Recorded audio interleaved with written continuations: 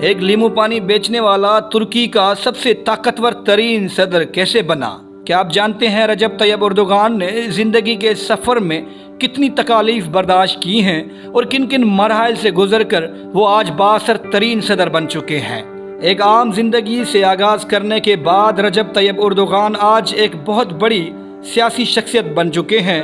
وہ 20 سال سے ترکی کی قیادت کر رہے ہیں اور انہوں نے جدید ترک جمہوریہ کے بانی مصطفیٰ کمال اتاتürk کے بعد کسی بھی رہنما سے زیادہ اپنے ملک کی تشکیل نو کی ہے۔ تاہم اب ان کے اقتدار کی تیسری دہائی تک بڑھنے کے امکانات کم ہیں، کیونکہ ترکی 1999 کے بعد سے اپنے سب سے زیادہ تباہ کن زلزلے سے گزرا ہے۔ حزب اختلاف نے ان پر الزام لگایا ہے کہ وہ طاقتور زلزلوں کے شکار ملک میں تباہی سے بچنے کے اقدام کرنے میں ناکام رہے۔ فروری 1954 میں پیدا ہونے والے اردوغان کے والد ساحلی محافظ یعنی کوسٹ گارڈ تھے۔ جب رجب طیب اردوغان 13 سال کے تھے تو ان کے والد نے اپنے 5 بچوں کی بہتر پرورش کی امید سے استنبول منتقل ہونے کا فیصلہ کیا۔ نوجوان اردوغان نے پیسے کمانے کے لیے لیمو پانی اور تلوں والے بیگز فروخت کیے، جنہیں ترکی میں سمیت بھی کہا جاتا ہے۔ استنبول کی مرمرا یونیورسٹی سے مینجمنٹ میں ڈگری حاصل کرنے سے پہلے انہوں نے ایک اسلامی اسکول سے تعلیم بھی حاصل کی تھی۔ اردوغان کی یونیورسٹی ڈگری اکثر تنازعات کا باعث رہی ہے۔ حزب اختلاف کا دعویٰ ہے کہ ان کے پاس یونیورسٹی کی مکمل ڈگری نہیں بلکہ ایک کالج ڈپلوما کے برابر ہے۔ اردوغان نے ہمیشہ اس الزام کی تردید بھی کی ہے۔ ترکی کے پہلے اسلام پسند وزیر اعظم اربکان نے سن 1957 میں فوج کے ہاتھوں مجبور ہو کر استعفیٰ دینے سے پہلے صرف 1 سال کے لیے عہدے پر کام کیا۔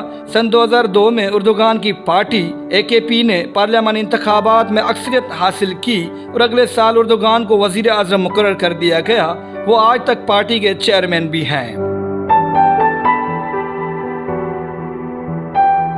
سن 2003 میں انہوں نے بطور وزیر اعظم 3 مرتبہ اپنی حکومت کی مدت مکمل کی ہے اور اس دوران انہیں بین الاقوامی سطح پر ملک کی مستحکم اقتصادی ترقی کرنے والے اور اصلاحات کرنے والے رہنما کے طور پر بھی سراہا گیا ہے۔ ان کے دور اقتدار میں لاکھوں افراد غربت کی لکیر کی سطح سے اوپر اٹھے، کیونکہ اردوغان نے ترکی کو جدید بنانے کے لیے بڑے بڑے ترقیاتی منصوبوں کو ترجیح دی ہے۔ جولائی 2020 میں انہوں نے استنبول کی تاریخی عمارت آیا صوفیہ کو مسجد میں تبدیل کرنے کے عمل کی نگرانی کی، جس سے بہت سے مسیحی اور سیکولر ترک مسلمان ناراض ہوئے ہیں۔ یہ تقریباً 1500 سال قبل ایک کلیسا کے طور پر تعمیر کیا گیا تھا اور دور عثمانیہ میں ترکوں نے اسے ایک مسجد میں تبدیل کیا تھا۔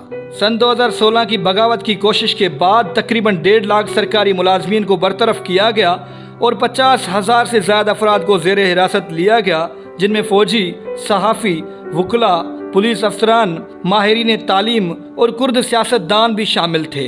سن 2017 میں وہ بہت کم فرق سے صدارتی ریفرنس جیتے تھے، جس کے بعد انہیں لامحدود صدارتی اختیارات حاصل ہوئے، جن میں ملک میں ایمرجنسی نافذ کرنا اور اعلیٰ سرکاری افسران کی تعیناتی سمیت قانونی نظام میں مداخلت کرنے کا اختیار بھی شامل ہے۔